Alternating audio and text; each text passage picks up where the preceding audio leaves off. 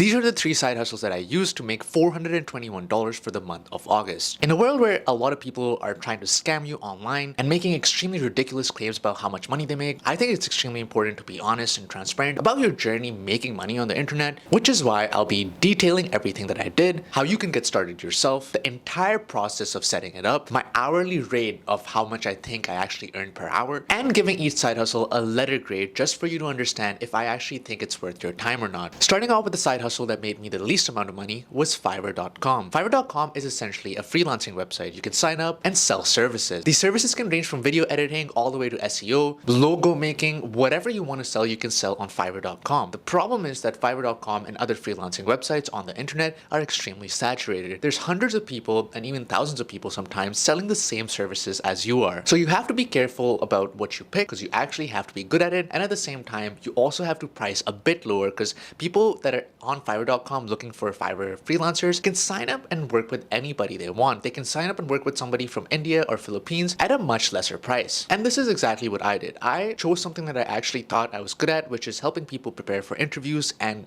job processes. Since I have results actually helping people get into companies, and I thought this might be a valuable service to sell. And I also kept my price extremely low. Other people in my same niche are selling much higher, and rightfully so because people are actually buying. But since I don't have as much social proof right now in terms of the reviews I have, I kept my prices extremely low just so that I get those initial clients and build that initial social proof, after which I can raise my price. This is just my recommendation though. If you want, you can also price higher and hope that you get clients, and you actually might get clients, but this is what's been working for me so far over the past few months, and I'm going to stick with this because I do want to do this next year as well, and getting these initial clients is extremely important for me. So do something that you're good at, actually deliver the work, and price lower than the competition because honestly, just trust me, there is a lot of competition. For me, I got 3 orders this month coming out to approximately 64 Canadian dollars, which leads me to the hourly rate. I would say for me, Fiverr right now is currently at $12 to $15 per hour. I do have to put in some work up front to deliver my gigs, which by the way, like I mentioned before, one of my gigs is helping people prepare for interviews and the other one is helping them fix their resume or cover letter. So I have to do some preparation and my price is extremely low for now, which leads to that $12 to $15 hourly rate. This is a B side hustle. There's a lot of potential here. Lots of people making thousands of dollars selling something that they're actually good at and helping people out, but you have to be patient. You have to wait for getting your clients, getting that initial feedback, after which you can hopefully make some money doing this. The next side hustle I did was usertesting.com. I've said it before, I'll say it 1,000 times. Usertesting.com is simply a survey site. You sign up, you provide some basic questions about yourself, and then depending on what you fill out, you get access to a bunch of surveys. For example, if you like fashion, if you like crypto, whatever you like, they take your interests and try to match you with companies.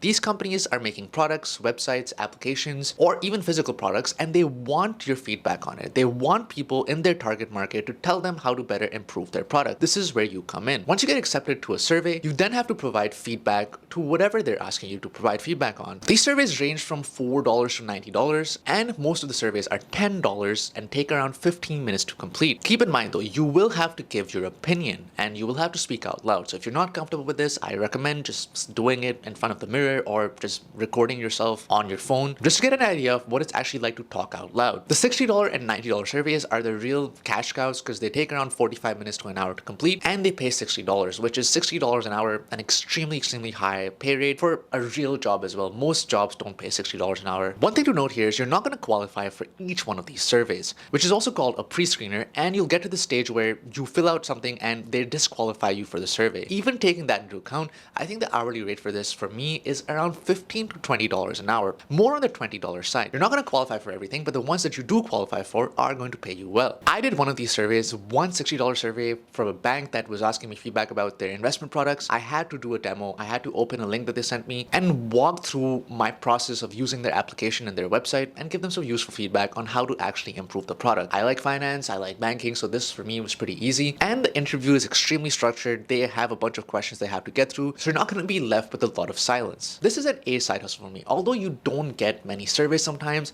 the ones that you do get do end up paying you well, and the hourly rate is decently high at around $20 an hour. If you stick to the $60 surveys, the hourly rate is even higher. It's around $30 to $40 an hour, even taking into account the time you spend applying for surveys. By the way, if you're enjoying this video so far, smash the like button and the subscribe button if you want more of this content, and I'll keep on pumping it for you. The third side hustle I did was dividend dividend investing. Dividends are essentially profit payments companies pay shareholders as an incentive to keep on holding the company's stock. The simplest example here is that let's say that Pepsi or Coke or any other company is making $100. They have some costs and some expenses they have to pay, but after that they're left with profit. With this profit, they choose some of this and give it back to the actual investors of the company. This is where I come in. I invest in the stock market, and some of the stocks that I buy pay me back dividends. You might be sitting there and wondering, what if the company I invest in actually goes under or goes bankrupt? This is where ETFs come in.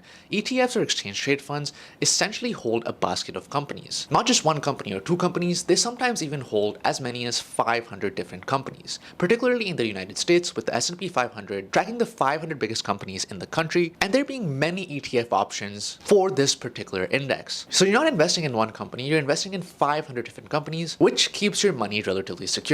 I also invest in the Canadian market and particularly the TSX 60, the 60 biggest companies in Canada. If you're interested in starting out, there's tons of free tools out there, free brokerages in America, in Canada, in Australia, everywhere in the world that make it extremely easy to sign up and actually start investing. Most of my dividends, like I said, came from the S&P 500 and the TSX 60, the Canadian version of the S&P 500, and I also got paid from some companies like P&G, Procter & Gamble, a company that makes household products like shampoo and even edibles like cereal, Apple, the company that makes the iPhone, iPad, MacBook Pro, and other tangible products that we all use, and American Express, a credit card provider much like Visa and MasterCard, focusing mostly on luxury travel. And with dividend investing in particular, it's all about the snowball. When I started investing, I only saw $20 or $30 every month, but now I'm at the point where I'm seeing hundreds of dollars pour into my portfolio just for doing nothing. An A+ side hustle, and in my opinion, the most passive side hustle that I've ever found. Literally, I've tried dozens, and this is the only extremely passive one. Of course, you need the initial investment to buy the stock, but then that's it. You get the money every month without fail. Those were the 3 successes I had, but now it's also important to talk about the failures. User testing is a site that worked well for me, but I failed at 2 other survey sites, Respondent.io and UserInterviews.com. Once again, the concept here is extremely similar to user testing, except the surveys are extremely hard to qualify for. I ended up applying to 5 or 6 surveys in UserInterviews.com and around 10 surveys actually in Respondent.io, but I qualified for nothing. So I spent time qualifying for 16 surveys and qualified for 0. I also tried to sell a digital product online and failed at that. The concept was about selling a budget tracker to people that are interested in getting their finances on track, advertising it through Instagram and through TikTok, and hopefully getting some sales on a Shopify store that I set up. Unfortunately, this did not work out well for me, and I actually made 0 sales. But I do think it's important to talk about the failures as well as the successes when it comes to your journey online, particularly with making money, especially in a world where people are making absolutely bogus and BS claims without any proof about how much money they make online. As always, smash the like button, the subscribe button, the YouTube algorithm will love you and I will love you. I hope you enjoyed this, and I'll see you in the next one.